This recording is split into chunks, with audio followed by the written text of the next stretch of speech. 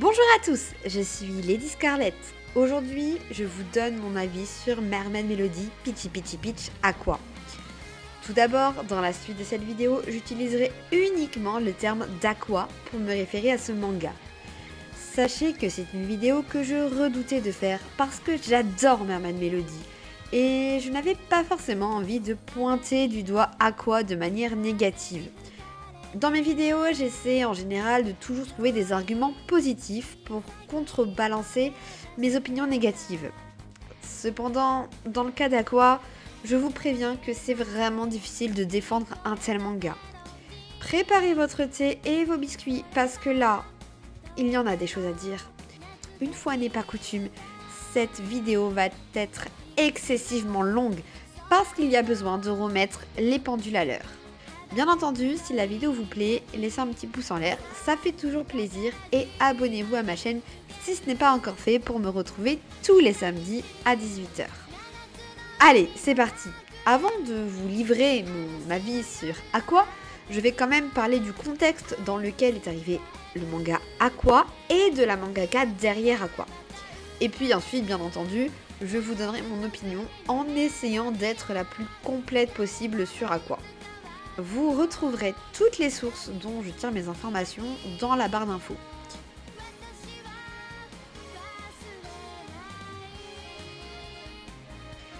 Aqua est un manga qui a commencé à être publié au Japon en 2021 par Kodansha, soit presque 20 ans après Mermaid Melody Peachy Peachy Peach. Il s'agit d'ailleurs de la suite du célèbre Magical Girl Mermaid Melody Peachy Peachy Peach. En fait, Aqua ne narre pas les aventures tout de suite après des princesses sirènes, mais raconte l'histoire des aventures de Rukia, la fille de Lucia et de Kaito, âgée de 17 ans, dans les premières pages en tout cas d'Aqua. Mais le scénario, j'y reviendrai un peu plus tard. Au dessin comme au scénario, on retrouve Hanamori Pink pour Aqua. Hanamori Pink avait déjà travaillé sur le manga Mermaid Melody Peachy Peachy Peach en tant que dessinatrice. Le scénario de Mermaid Melody, lui, était de Yokote Michiko, et cela a son importance, car on ne retrouve pas Yokote Michiko dans la production d'Aqua. Considéré comme un shoujo, Aqua compte actuellement 4 tomes au Japon. Le manga Aqua a été annoncé en France. En effet, en 2023, Mermaid Melody a eu droit à une réédition par la maison d'édition Nobinobi. À cette occasion, Nobinobi a annoncé qu'il publierait Aqua en 2024. Pour le moment, il n'y a pas plus de précision sur la date de sortie d'Aqua en France, mais puisque nous sommes en 2024, les choses devraient se décanter.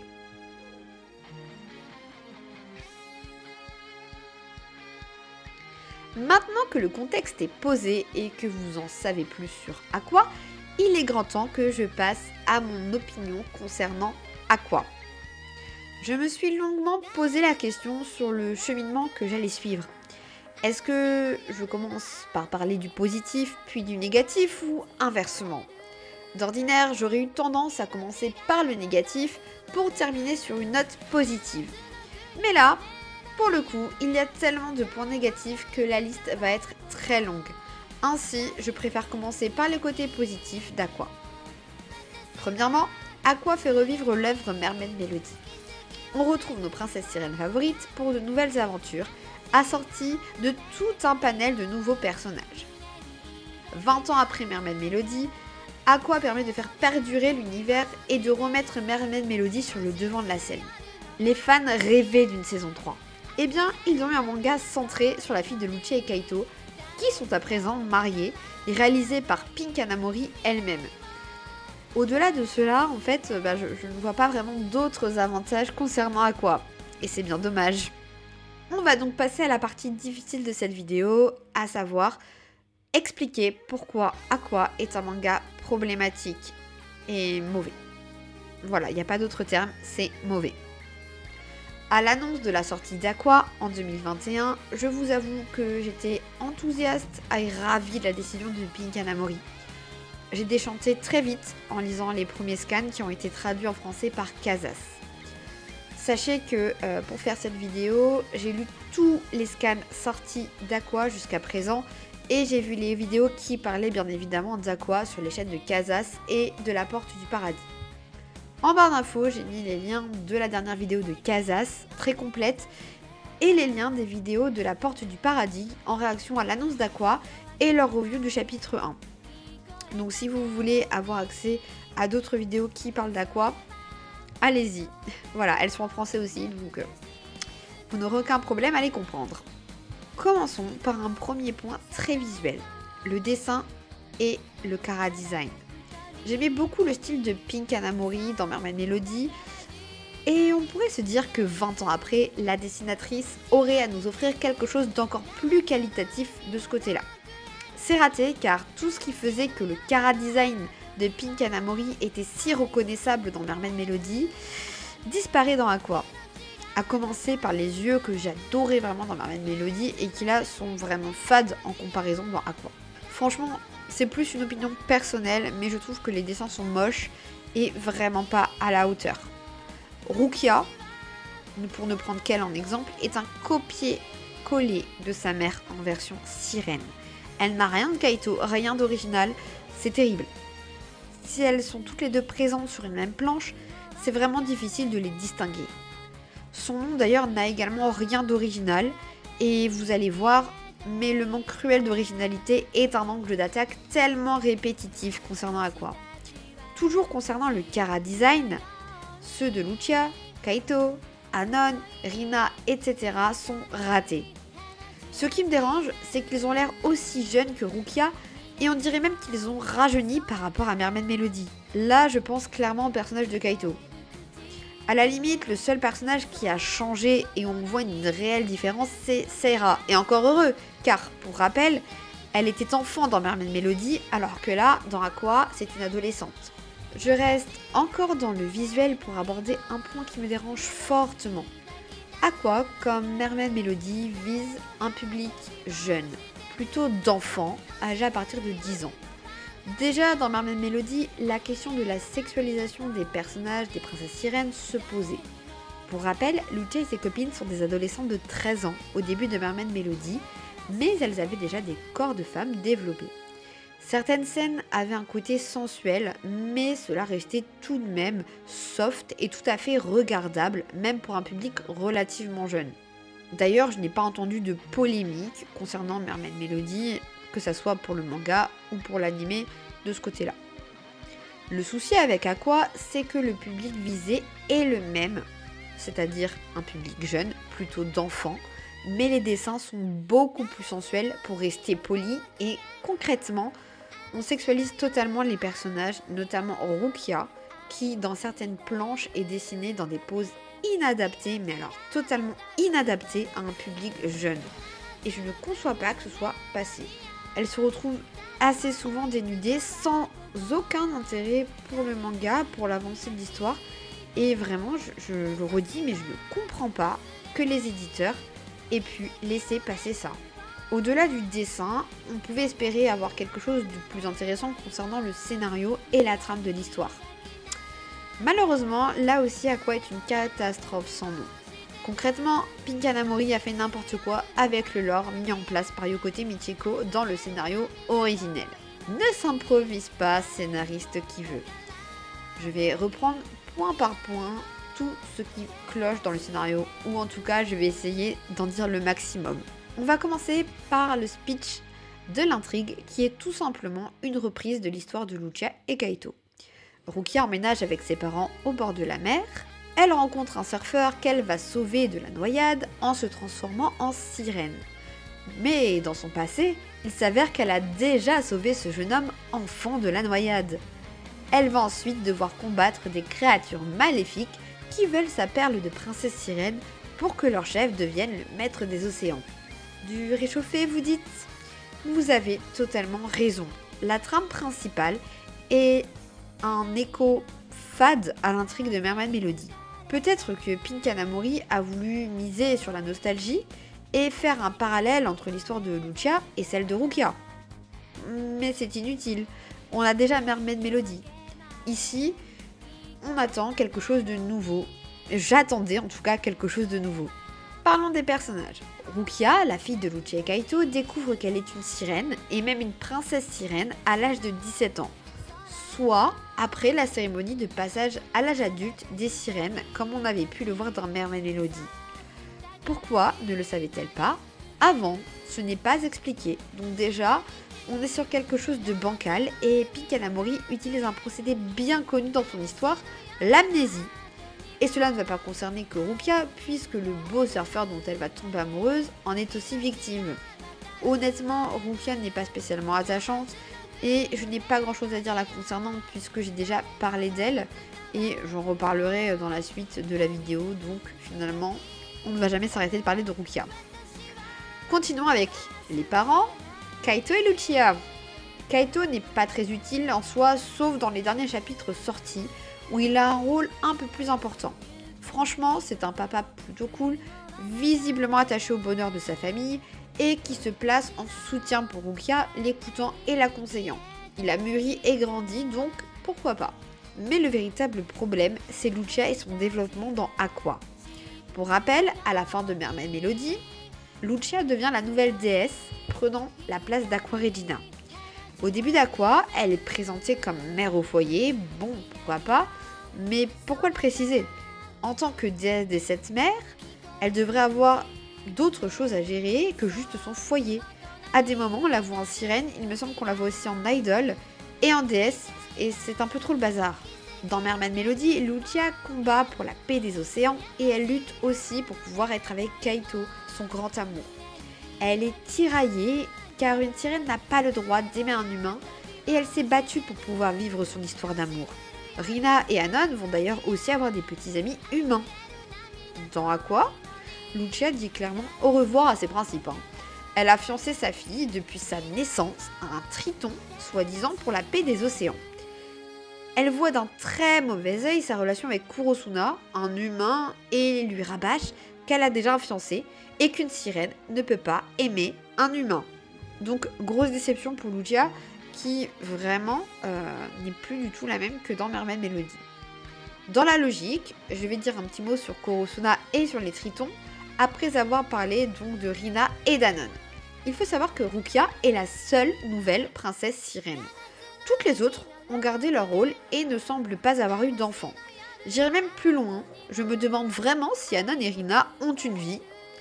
Je pose cela ici car elles sont toujours avec Lucia, venant en aide parfois à Rukia quand elle doit se battre. On ne sait rien de plus sur leur vie. Que sont devenus Nagisa et Masahiro? Ont-elles eu des enfants? On n'en sait rien. Et je trouve bizarre que Lucia et Kaito soient le seul couple avec des enfants. Aqua en a son 4e tome. Il serait fortement temps d'ajouter de la matière à Rina et Anon. Parlons des tritons. À aucun moment dans Mermaid Melody, on ne fait mention de tritons. Techniquement, on pouvait aisément supposer qu'ils n'existaient pas. Mais Aqua remet cela en question. Cette espèce est même centrale dans Aqua. En effet, Rukia est fiancée à un triton, Nam est l'antagoniste principal d'Aqua, est aussi un triton, Laurent. Les tritons semblent être une espèce assez belliqueuse, mais surtout, même si je trouve que c'était une bonne idée de la part de Pink Kanamori, c'est assez mal amené. On a une impression d'incohérence avec l'univers de Mermaid Melody, et je pense que c'est juste de la maladresse parce que Pink Kanamori ne sait pas scénariser. Et comment lui en vouloir? Ce n'est de prime abord pas son domaine d'expertise. Simplement, quand on ne sait pas faire quelque chose, on ne le fait pas. Je vais y revenir plus tard sur le cas de Nam quand je vais aborder la romance dans Aqua. Parlons plutôt de Laurent, le grand antagoniste d'Aqua. Je viens de le dire, c'est un triton. Il est assoiffé de pouvoir et fait tristement écho à Gaito, antagoniste de Mermaid Melody, de par la manière dont il procède pour arriver à ses fins. Tout comme Gaito, Laurent va avoir une sorte d'harem qui va aller combattre les princesses sirènes pour obtenir leur perle magique. Ce qui est terrible, c'est qu'on retrouve des antagonistes de Mermaid Melody aux côtés de Laurent, comme Izuru ou les Black Beauty Sisters. Et encore une fois, on a cette désagréable impression de réchauffer et de déjà-vu. Laurent est aussi plus âgé que la plupart de nos personnages adolescents et il a un comportement plus que problématique en embrassant de force par exemple Kurosuna et surtout parce qu'il a une relation malsaine normalisée avec un des personnages d'Aqua et ça je le garde pour la fin de la vidéo. Je continue mon tour des personnages avec Kurosuna, l'amoureux de Rukia. Surfeur, beau gosse populaire, obnubilé par la sirène qui l'a sauvé. Non, je ne fais pas le portrait de Kaito, mais bien celui de Kurosuna. Il ne manquerait plus qu'il soit un pantalacien pour couronner le tout. Oh, mais on me dit dans l'oreillette que c'est le cas. Eh oui, Kurosuna est un pantalacien comme Kaito, Gaito, Ryito ou encore Mikaru. Juste comme ça, dans Mermaid Melody, les pantalaciens sont censés avoir disparu, exterminés par Aqua Regina. Donc Kurosuna, un pantalacien, c'est un peu difficile d'avaler la pilule. Ne pouvant pas être le fils de Kaito et Lucia, à la limite, on pourrait penser qu'il est l'enfant de Ryuto, dont il a un petit air. Ou, à la grande limite, de Mikaru. J'aimerais vraiment que ce soit le cas, mais non. Dans les derniers chapitres d'Aqua sorti, il est révélé que Kurosuna est le prince des Pantalaciens, héritier du trône de Gaito. Et même l'héritier de Gaito. Il est dit dans le chapitre 22 qu'il est le descendant de Gaito. Alors je prends ici des pincettes car j'ai lu le chapitre en anglais, donc descendant c'est peut-être une mauvaise traduction. J'aimerais que ce soit le cas, mais j'ai bien peur que non. Ce que je veux dire par là, c'est qu'il est difficile de croire que Gaito aurait eu un enfant. Frère jumeau de Kaito, Gaito est mort à l'âge de 14-15 ans dans Mermaid Melody, et c'est très jeune pour avoir un enfant. Et au-delà de cela, la question se pose de savoir qui serait la mère de Kurosuna si Gaito est le père. Kazas soulève d'ailleurs cette interrogation dans la vidéo que je vous ai mis en barre d'infos. Et je la rejoins sur le fait que si Kurosuna est le fils de Gaito, sa mère serait vraisemblablement Sarah, ce qui n'a pas de sens car elle est morte en même temps que Gaito. Il y aurait donc déjà un problème de temporalité, et en plus, si Kurosuna est bien le fils de Gaito, Rukia est sa cousine directe. C'est une nouvelle problématique qui est abordée, par conséquent, celle de l'inceste. Et là, on commence vraiment à rentrer dans les grosses problématiques normalisées dans Aqua. La seule agréable surprise côté personnage, c'est Sango. Elle sympathise directement avec Rukia et devient son amie. On pense immédiatement à la relation nouée entre Lucia et Anon dans Mermaid Melody. Et bien qu'on ait l'impression encore une fois d'avoir du déjà vu, Sango s'avère être une sirène, mais elle n'est pas une princesse sirène. On a un des personnages importants qui n'est pas une princesse sirène et c'est plutôt cool. Le personnage de Sango est intéressant pour d'autres aspects, notamment en permettant l'introduction de plus de diversité dans le manga et plus de représentation assumée. Honnêtement, ça c'est cool. Malheureusement, un bon personnage secondaire ne va pas réussir à sauver Aqua lui seul. À présent, passons à l'intrigue proposée par Aqua. Vous l'avez compris, Aqua commence avec des similitudes flagrantes avec Mermaid Melody et sans grande originalité, ce qui est relativement déjà de mauvais augure. Je vais développer certains points que je n'ai pas encore abordés jusque-là concernant le scénario d'Aqua. Avant ses 17 ans, Rukia ignore qu'elle est une sirène.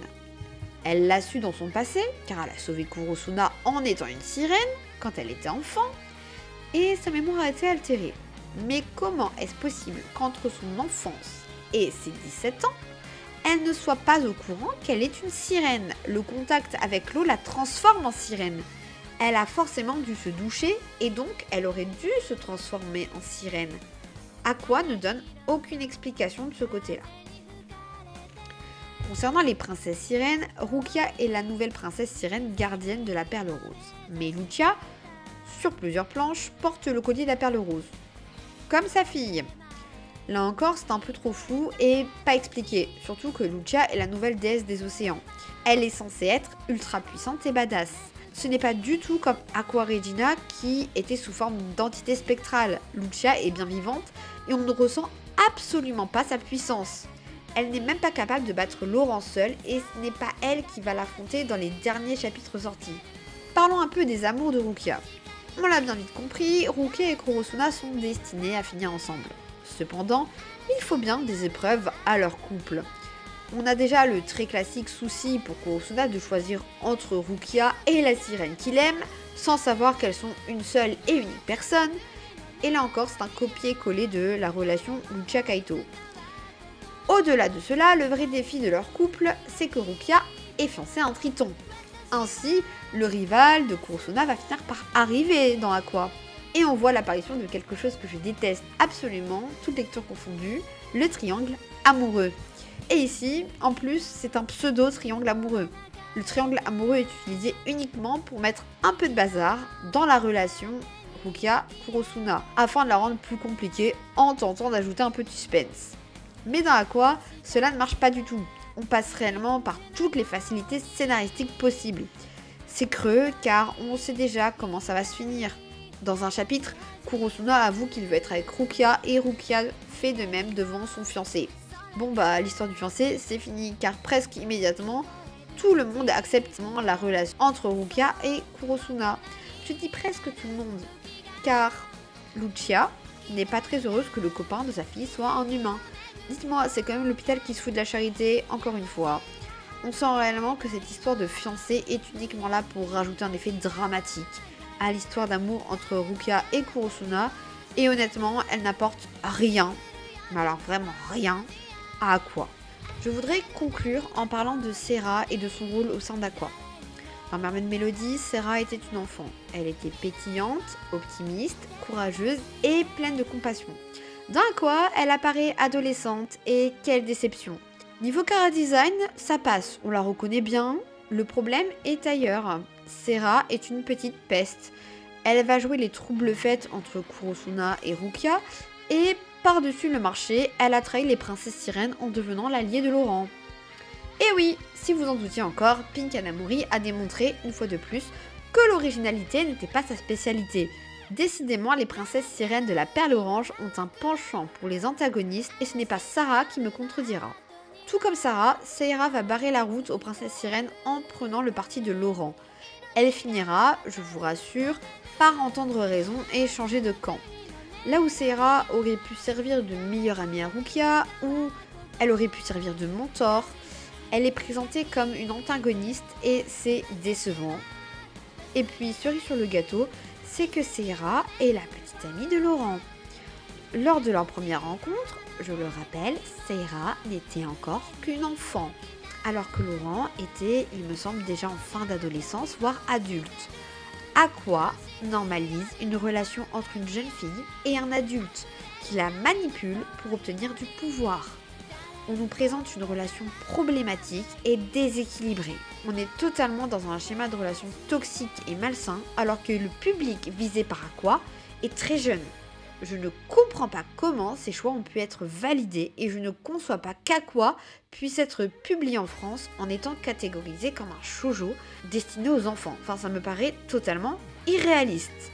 Bref, je pense avoir développé pas mal, voire un grand ensemble des points qui posent souci dans Aqua et qui font que pour moi c'est une catastrophe. C'est vraiment une déception.